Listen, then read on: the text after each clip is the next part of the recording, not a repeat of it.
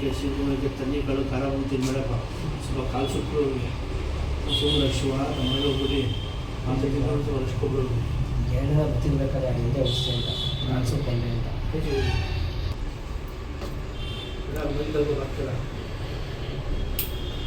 ಹುಳ್ಳಿಕಾಳು ಅದೇ ಆಗುತ್ತೆ ಬೆಣ್ಣೆ ಮಾಡಬೇಕಲ್ಲ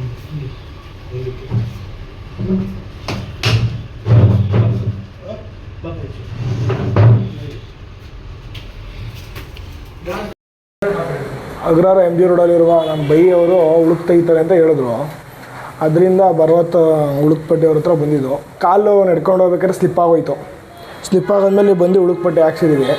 ಚೆನ್ನಾಗಾಗಿ ಒಟ್ಟಿನಲ್ಲಿ ನಾವು ಬೋನು ಟಕ್ ಟಕ್ ಅಂತಿತ್ತು. ಒಟ್ಟಿನಲ್ಲಿ ಪರವಾಗಿಲ್ಲ ಇವಾಗ ಏನು ಆ ಮೊದಲಿಗಿಂತ ನೋವು ಬಂದಿಲ್ಲ. ಫ್ರ್ಯಾಕ್ಚರ್ ಥರ ಆಗಿತ್ತು, ಅದನ್ನ ರೆಡಿ ಮಾಡೋರೆ.